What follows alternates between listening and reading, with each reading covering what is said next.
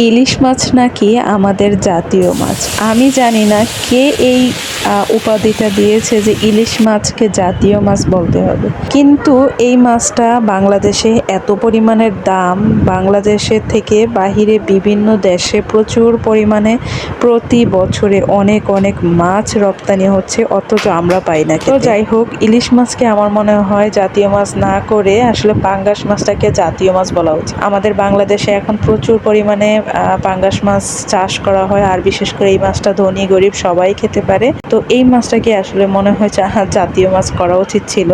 তো আমাদের মৌসুমের সময় কিন্তু দেখা যায় প্রচুর ইলিশ ধরা পড়ে, কিন্তু কিছু অসাধু ব্যবসায়ীরা করে কি এগুলাকে প্রচুর দামে বাহিরে সেল করতেছে, মানে রপ্তানি করে দিচ্ছে, সেই জন্য আমরা আর ভাগে কিছুই পাই না। আমার আবার এইসব বৈশাখী আর ফাল্গুন নিয়ে কোনো মাথা ব্যথা নাই, সেই জন্য আমি আমার লাইফটাকে যতটা পারি সিম্পল এবং সহজ করার চেষ্টা করি। তো দেখেন, এই বছর কিন্তু আমি পান্তা ইলিশ খাইনি ঠিকই, কিন্তু আমি একটা মজার ডিশ তৈরি করে নিয়েছি। তো আমার কাছে জীবনটা আসলে খুব সহজ, মানে আমি সবকিছুই সহজভাবে নিতেই পছন্দ করি। এটাকে এত জটিল করার কিছুই নাই। অনেকেই আছে জামাইয়ের সঙ্গে রাগ করে বসে থাকে যে আমাকে এই বছর এটা দিলা না, ওইটা দিলা না। তো আমি আসলে এসব কিছুই করি না, বরং আপনাদের ভাইয়া আরো উল্টে আমাকে বলে যে শাড়ি নাও বা এটা নাও এটা নাও, কিন্তু আমি কেন যেন এগুলো একদম পছন্দই করি না। তো যাই হোক, এখানে ভর্তা ভাজি আমার সব পছন্দের খাবার। তো এইভাবে আপনারা কি কখনো করলা মাখা খেয়েছেন? যদি না খেয়ে থাকেন তাহলে এভাবে ডিপ ফ্রাই করে করলাটাকে মরিচ আর পেঁয়াজ, তারপরে যদি সঙ্গে একটু কি বলে এটাকে চিংড়ি মাছ দিতে পারেন, তাহলে কিন্তু এই হাতে মাখা করলাটা বিশেষ করে অনেক মজা লাগে।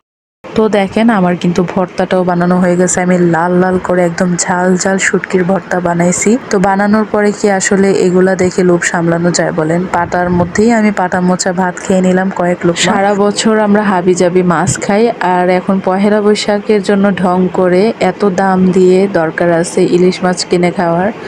তো যাই হোক, ইলিশ মাছ কিনতে যে যাই নাই তাও না, বাজারে গেছিলাম ঠিকই। আপনারা বিশ্বাস করবেন কিনা জানি না, একদম পুঁটি মাছের সাইজে, এটাকে ইলিশ বলে কিনা তাও জানি না, ঝাটকা থেকেও অনেক ছোট এই মাছগুলাই 550 টাকা কেজি যাচ্ছিল। মানে দাম শুনে আমি রাগে আসলে চলে আসছি যে দরকারই নাই আমার এই মাছ খাওয়ার। তো এইদিকে আমি করলাটা মেখে আমি কখনোই বসে থাকতে পারি না, এটা যখনই করি তখনই আমার ভাত খেতেই হবে। তার জন্য আমি 2-3 লোকমা ভাত নিয়ে বসছি। সাথে আমার মেয়েও অনেক পছন্দ করে এই খাবারটা, তো ওকেও কয়েক লোকমা খাইয়ে দিলাম। তো আমার অলরেডি খাবার দাবার রান্না বান্না সব শেষ, কমপ্লিট হয়ে গেছে। মাছটাকে উল্টে পাল্টে ভালো করে ভেজে নিচ্ছি, আর এখানে আলু ভর্তা করে নিলাম। শুটকির ভর্তা তো আগেই বানিয়ে ফেলছি। তো দেখেন, এক থালা ভাত নিয়ে আসছে। এখানে একটা জিনিস মিসিং আছে, সেটা কি বলতে পারেন? সেটা হচ্ছে আজকে কিন্তু পান্তা খেতে পারতাম, সঙ্গে ইলিশ নাই থাকতে পারে, কিন্তু পান্তা তো খেতেই পারতাম। আসলে খাইনি কেন, আমার বাচ্চারা কিন্তু পান্তা খায় না। তো এই খাবারটা খাচ্ছিলাম আসলে দুপুরবেলা। রাতের বেলা কিন্তু আবার পানি দিয়ে আমি পান্তা করে তারপরে খেয়েছিলাম আপনাদের ভাই আর আমি একসঙ্গে। আমার মনে হয় মাছ ভাতে বাঙালির সঙ্গে মাছ ভর্তাও লাগানো দরকার ছিল, কারণ আমরা বাঙালিরা ভর্তা খাওয়ার জন্য এক্সপার্ট। আমরা আসলে ভর্তা খেতে অনেক বেশি পছন্দ করি। তো আমাদের আসলে কোনো ওকেশনের দরকার হয় না ভর্তা ভাত খাওয়ার জন্য। তো রাতের বেলা আমি একটু ভাত পানি দিয়েও রেখে দিছিলাম, আর পানি ভাত দিয়েও অনেক মজা করে খাবার খেয়ে নিয়েছিলাম রাতে অনেকগুলো ভর্তা। তো যাই হোক, আজকের ভিডিওটা এখানে শেষ করছি। সবাইকে আবারও নববর্ষের শুভেচ্ছা জানিয়ে আল্লাহ হাফিজ।